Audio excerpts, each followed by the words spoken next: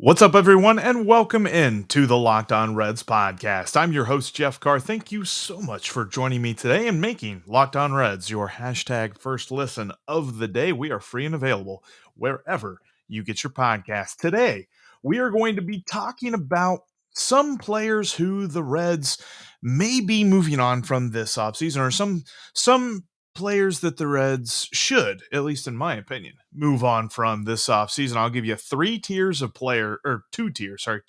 players, and the Reds can move on from them and who can step up to replace them. We'll talk about that. Who's going to step up on the team already? We'll talk about that and more. We'll even have a couple of seconds of World Series talk as well, right here on the Locked On Reds podcast. Thank you so much for joining me. Let's get started. You are Locked On Reds, your daily Cincinnati Reds podcast, part of the Locked On Podcast Network, your team every day. It's a nice day here locally in Cincinnati, at least for the fall. I know it's a little bit cooler today, but hey, is what it is now that we're in November. And we've got Game 6 of the World Series going on tonight back in Houston. We'll talk about that a little bit later on, though, because I want to focus on some guys who the Reds could possibly move on from. And these aren't specifically non-tender candidates. I know that that's kind of a hot topic when it comes to the offseason, who could be non-tendered. But these are some guys overall who the Reds could move on from, I think, and benefit right away, because they have people in system that they can replace them with. And I'm going to start off with two position players who may be hard to move on from, but the Reds should. And unfortunately, the first one is a dude that I'm a huge fan of, a guy that I really wanted to stick with this organization and really wanted him to pan out and to see if he could hit his expectations. Our friend Shogo Akiyama.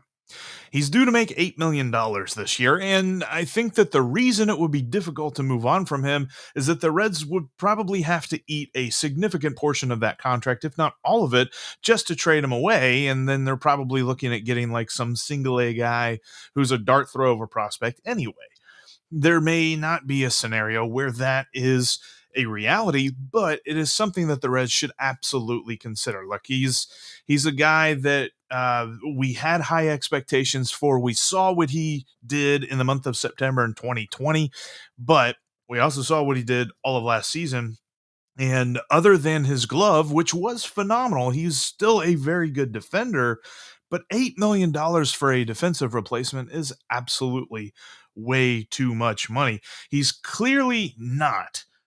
His tenure here in Cincinnati has not lived up to the expectations, and I don't know that the management of the Reds has even any sort of inkling to count on him to be a guy who could reach his potential. So if he's not going to be given the opportunity, and the little tiny bit that he does play, we're going to have to pay $8 million for, I think that it's time for the Reds to get serious about moving on from Shogo Akiyama. And before I will tell you who I think can replace him, I'm going to tell you who else they should move on from, because I think that they have a guy who can replace both of these guys' spots on the roster. I know one guy who can replace two.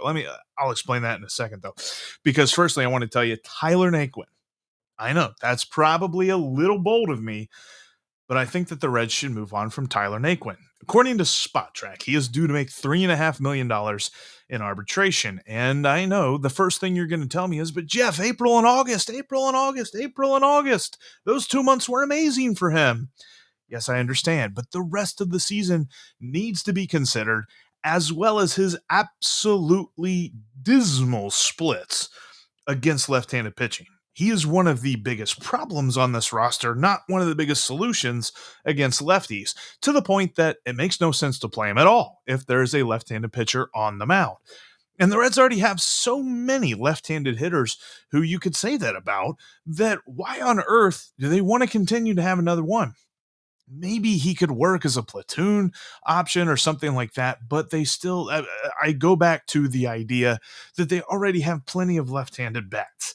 And for the reasons that I think the Reds should move on from it, if they were to find some way to trade Shogo and either offload all or most of his contract and save the money on Tyler Naquin, that's almost $10 million, maybe $11 million if you do get rid of all of Shogo's contract. So that could be money that we would hope would get used somewhere else and not just repurposed back into ownership's pockets.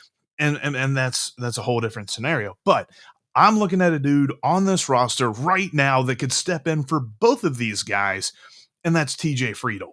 TJ Friedl showed me a very tiny sample size, I will admit, but showed me that he can be a professional dude at the plate and in the field. He got a homer, he got a double, he got 9 hits and 31 at bats. But one thing that I really liked, and again, tiny sample size, but with the data that we have, he had 31 at bats, he had 2 strikeouts, and he had 4 walks. So he had more walks than strikeouts, which is nice to see. It's not something that happens in this day and age, really, for too many guys.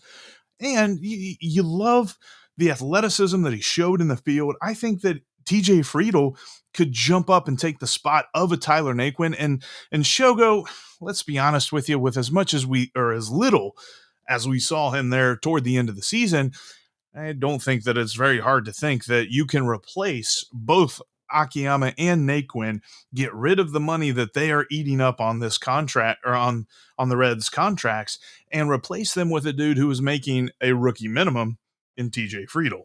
And I think this also opens the opportunity for a smaller checkpoint. It's definitely a small checkpoint. It's not something that I think the Reds need to put a lot of focus on, but it's really going to be something that we talk a lot more about coming into spring training. And that's Alejo Lopez. This dude needs to be on the roster next year. He needs to be given playing time. He showed in tiny sample sizes last year that he has the ability to do so. He's a switch hitter with a good glove and a pretty decent contact acumen at the plate, something I want to see a lot more of. So if you get rid of those 2 roster spots in Naquin and Akiyama, you elevate TJ Friedl to more playing time, and you bring in Alejo Lopez to take that other spot on the roster. All right, I got a couple of pitchers I want to talk about coming up here in this next segment. Before I tell you about that, though, I want to tell you about betonline.ag. Betonline.ag has a new web interface for the start of basketball season and has more props, odds, and lines than ever before. BetOnline remains your number one spot for all basketball and football action this season. Head to the new updated desktop or mobile website to sign up today and receive your 50% welcome bonus on your first deposit by using the promo code Locked On. You can receive that. That's Locked On for 50% more on your initial deposit. From basketball, football, the World Series, NHL, UFC, and boxing, right to your favorite Vegas casino games. Don't wait to take advantage of all the amazing offers for the 2021 season and as we get into 2022. BetOnline is the fastest and easiest way to bet all your favorite sports. BetOnline.ag is where the game starts. Go there and set up your profile today with the promo code Locked On to take advantage of that 50% welcome bonus. Thanks again for making Locked On Reds your first listen, #first listen of the day. Coming up, we talked about a couple of position players that the Reds could move on from and guys who could take their spots right away in this organization. Let's talk about a couple of pitchers. 2 guys, and one of them is a little bit more obvious than the other, and he'll be the second one that we talked about. But this first guy that we're going to talk about, oh, that's the second guy. There we go, is Amir Garrett. I believe that the Reds should move on from him. Number 1, his arbitration number, according to Spot Track, is due to be around $2 million. I've seen some that say 2.1, 2.2, something like that, but it's due to be around $2 million. He went from having the confidence of being the guy in the bullpen to looking completely lost on the mound on a nightly basis. If you watched Amir Garrett pitch from pitch to pitch, it looked like he was searching. He was trying not to throw a bad pitch. And part of that was he was getting hit hard on a regular basis. 47% of the time, he gave up hard hit contact. That is not good, especially when you couple that with a 13% walk rate. 13.5%, if I'm correct. So you're either walking guys or giving up hard contact. So for every good outing, because there were some good ones, but for every good outing that we saw from Amir Garrett, it was like there were 4 or 5 bad outings, like 4 or 5 outings where you can point to Amir Garrett as one of the reasons that the Reds lost the game that he pitched in. And then it came down to later on in the season where he was not being pitched in high leverage situations. He would come in when the Reds were already down, and then the Reds would be down by more. It was just a situation of a season where everything went wrong for him, and it really never got to a point where you thought, he's back. He figured it out. He's going to be all right. I never got to that point with Amir Garrett. And for $2 million, I totally believe you could replace him on the roster with Reiver Sanmartin, who is going to be on a rookie minimum. Reiver Sanmartin only pitched twice to end the year, but he pitched out of the starting position, out of starting role. But he showed that from the left side of the mound, he's got a lot of poise, got a lot of confidence.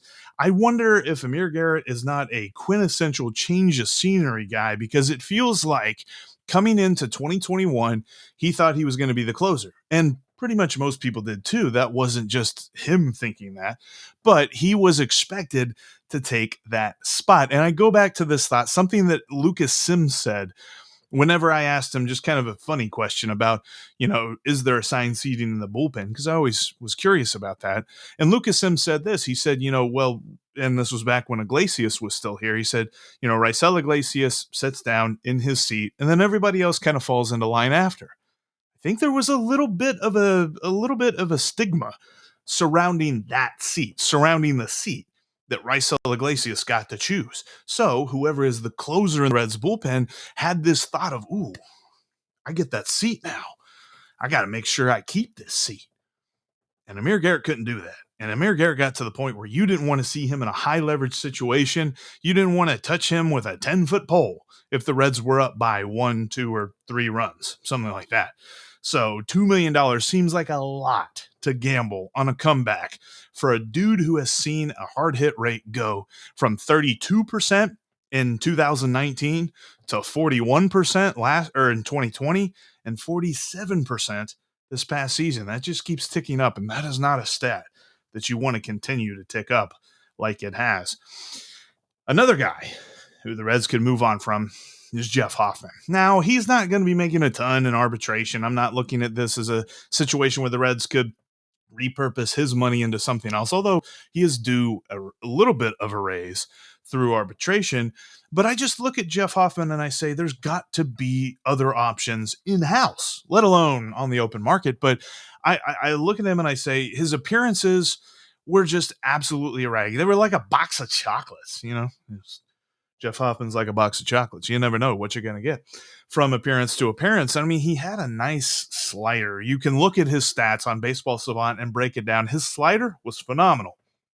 Everything else wasn't. And in fact, he had a really bad walk rate. He was right there with. I said that Amir Garrett had a 13.5% walk rate. Jeff Hoffman was right there with him at like 13.5. So I'm done with guys who walk people out of the bullpen. I think that might be my biggest pet peeve as a Reds fan, is when a guy comes out of the bullpen and starts issuing free passes. I don't want to see that. So I don't want to see Jeff Hoffman next year. Move on from him and elevate Dauri Moreta. Now, I know that Moreta had some opportunities there at the end of the season, and we saw him pitch, and he wasn't perfect. He showed that he has poise. He has a lot of confidence in his fastball, and he has some good stuff. But of course, he wasn't perfect, but that's fine. I believe that Dauri Moreta has a much higher ceiling as a reliever for the Reds than Jeff Hoffman does. I think that Jeff Hoffman is replacement level. And I don't think that replacement level really deserves a raise and deserves to be continually counted upon like I'm afraid that the Reds might do. I think they should move on from Jeff Hoffman. I think that they might actually keep him, but they definitely shouldn't. I think that Dauri Moreta should get the spot that Jeff Hoffman has, and if not, maybe a little bit more. I think that throughout next year, if given consistent chances, I think both Reiver Sanmartin and Dauri Moreta could become even bigger in the terms of this Reds bullpen, more guys who deserve more confidence as the year progresses. I think that those are two guys you could count on the more innings they get. And I think that we would see that if they were given the opportunity. All right.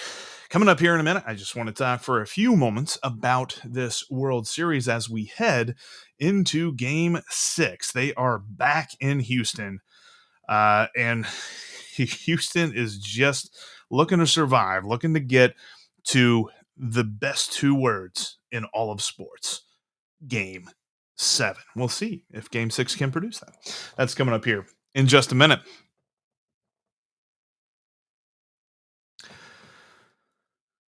Thanks again for making Locked On Reds your hashtag first listen of the day. Tomorrow, we're going to talk a little bit more about the roster and some moves that the Reds could make, some guys who could see more playing time, some guys who I think not only will bounce back, but maybe even improve their standing this coming season. We talked briefly about that when we looked at position groups who are going to get better, but I'll hone specifically on some guys more so. And I know that we've talked a couple of days about under the radar type guys. We'll continue our talk about that on tomorrow's podcast. But before we do that, and we'll end today's episode looking at this, it's game 6 tonight of the World Series. This has been a phenomenal series, not in the sense that every game has been close nail biters, but you just don't know what you're going to get from night to night. It's absolutely fun to tune in and watch and see what's going on, because tonight we're going to get a pitching matchup between two dudes who, well, one dude was bad and the other guy was just kind of okay. Tonight is Max Fried for the Braves, who got destroyed, absolutely rocked at Minute Maid Park in game 2. He gave up 6 runs in his outing against the Astros, and the Astros cruised to a victory there in game 2. And then Luis Garcia pitched in game 3. You remember game 3 because that was the almost no-hitter. Like, the Braves pitching staff combined to just be phenomenal that day, starting with Ian Anderson. And Luis Garcia pitched for the Astros, and while he only gave up 1 earned run, it was just a lot of meh for me. Like, I wasn't impressed with what I saw from Luis Garcia. So you got these two dudes who are kind of looking for a bit of a bounce back in game 6. And we've got our Locked On insider Gordon Beckham today. The video clip didn't work yesterday, but a quick video clip from Gordon Beckham, because he thinks that no matter what happens today, the Braves aren't losing 3 in a row. So, like you said, anybody's game. This series has been very hard to predict, at least for me. I can't seem to get a grasp on it. I don't know exactly what's going to happen. But do you have any predictions for these last 2 games? How do you think this series is going to end? I kind of thought it was going to end tonight. I mean, it just seemed like the Braves had all the momentum in the world, and they hit that grand slam, and it's like, okay, this is their year. And then the Houston does what they do. They hit. They threw well. I mean, the bullpen was lights out when they came in, so pitched a lot tonight. And I still think that the Braves are just a team they're a team of destiny. I don't know. It's just they've been playing really well. They find a way to bounce back. I just get the sense that they're going to win. I don't know if it's going to be game 6 or game 7, but I just can't see them losing 3 in a row. So mark Gordon Beckham down as thinking that the Braves are going to win either game 6 or game 7 and get the World Series, get their 4th World Series in their franchise's history. I don't know, though. The Astros are actually favored tonight on the money line, and then you see the over-under is set at 8.5. Again, that's been like the number this World Series, and I've picked the wrong days to tell you to take the over, but I'm going to tell you to take the over tonight. I think that this World Series has turned. Most of the time you're talking about pitching staffs, you're talking about bullpens that are dominant. I think that this is a World Series. I've been saying it all along. And you know, that no-hitter, the very close no-hitter notwithstanding, for the most part, it's been about the pitching staff who just doesn't give up a ton of runs. Not the pitching staff that limits the other team and really stops their lineup and really stymies them. That's not been the case. So I look at this and I say, these last 2 games, game 6, and if the Astros win, game 7, both of them are going to be high scoring. So I think that the over at over 8.5, I think that is something that you should take at betonline.ag.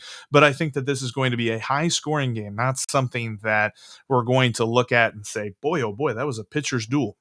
I think this is going to be a barn burner. This is going to be the kind of game that it might take a while to get to the end, but there's going to be a lot of runs scored. And I'm going to call it. I don't know that I'm going to bet this, but I think the Astros are going to push it to Game 7 because there's just no two better words in all of sports than Game 7. All right, that's going to do it for us here today. On tomorrow's podcast, like I mentioned a moment ago, we're going to look at some guys who can improve. And I'm not necessarily talking about the big names. I'm talking about some dudes who deserve more opportunities. I mentioned Alejo Lopez earlier. We'll talk about him, and we'll talk about some other guys too, like maybe Max Schrock. Love Max Schrock. That guy's awesome. We'll talk about that tomorrow, though. Thanks again for listening to the Locked On Reds podcast and making us your hashtag first listen of the day. Now go check out Locked On MLB, as Sully has you covered for all things World Series. That's Locked On MLB, just like Locked On Reds, wherever you get your podcast. And you know what? It might be the off season, but here at Locked On Reds, we are Locked On Reds every single day.